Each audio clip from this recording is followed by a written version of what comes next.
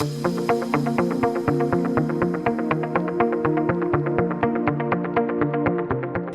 Keith, you are the Cricket Writers Club LV Insurance County Championship Player of the Year. Congratulations, and it is great to speak to you.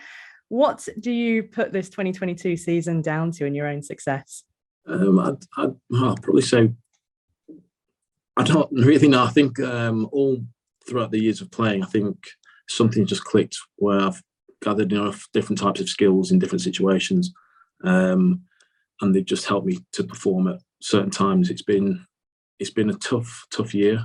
We're at the last game now at Warwickshire, but I just had a bit more confidence in my bowling, and it's just gone really well. I couldn't put a finger exactly on it, but it's been a good year. A particular highlight of the season, might that be the sixth for at Taunton?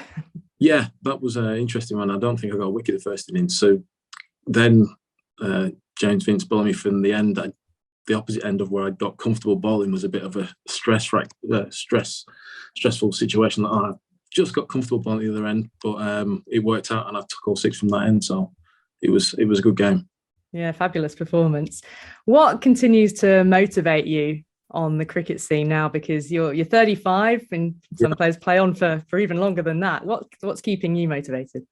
I think I'm just very competitive. I do once I get into a game situation, it's kind of just switched on and want to do the best I can. And if any way, shape or form, I can help the team, then that's what I try and do. And it's worked out pretty well this year. What is the future looking like for you as well at this stage?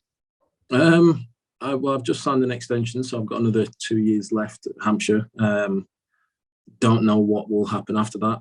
Just trying to do I've got my level 3 coaching badge. So I'm looking at doing stuff there. I've got a few things in the winter where I'm doing some coaching at schools and stuff like that. So hoping to go down that route. But we'll see where it takes us. Yeah, I was going to say then, cricket coaching more the direction than potential football scouting, which is a former professional footballer. Yeah, something that interested you, wasn't it? Yeah, it was something that interested me. I kind of got the opportunity at Aston Villa and had about two and a half years, like winters basically, of doing that, which was really enjoyable. Some very cold, dark nights watching players play, but it was a good experience all round. But I think I will steer more towards the coaching side if the opportunities arise. It's interesting that you're always someone who used their winters really well to experience what could be potential future career after cricket. Nowadays, there's potential, isn't there, for players to play professionally all year round, get a gig at a 2020 league anywhere in the world. Is there a worry at all that there might be some younger players now who might get towards the end of their career and they won't have experienced anything other than cricket? I mean, how valuable have those winters been for you? I think they've been huge for me myself, because you just get to see the other side of what it's like. You can get caught up in cricket where it's just non-stop, like you say, year in, year out. But I think once players get to a certain age, I think, maybe they look and think, actually, maybe I've got to start putting things in place and looking at opportunities. Luckily, there's so many different things that the PCA can help players with that gives them opportunities to get work experience. But yeah, I always like to kind of be one step ahead and look at my options. So I did my level 3 probably about 7 years ago, as something in place, and it's only been the last few years that I've really got more into it. So yeah, it's really important. It's just hopefully that players don't get too caught up in chasing different competitions, and make sure they've got something in place for when they do get towards the back end of the career. Well, you've still got some cricket left in you. As you mentioned, you've got a contract extension ahead of you to start with. What do you make of the current state of the county championship, and in particular the high performance review that has taken place and proposals for a 6-team top division in the county championship moving forwards? I'm glad I'm not in those positions where I have to look at making those decisions. Obviously, they've got to look at doing different things, because as anything you've seen in different sports, F1, football, they're all trying to make changes to try and keep it entertaining.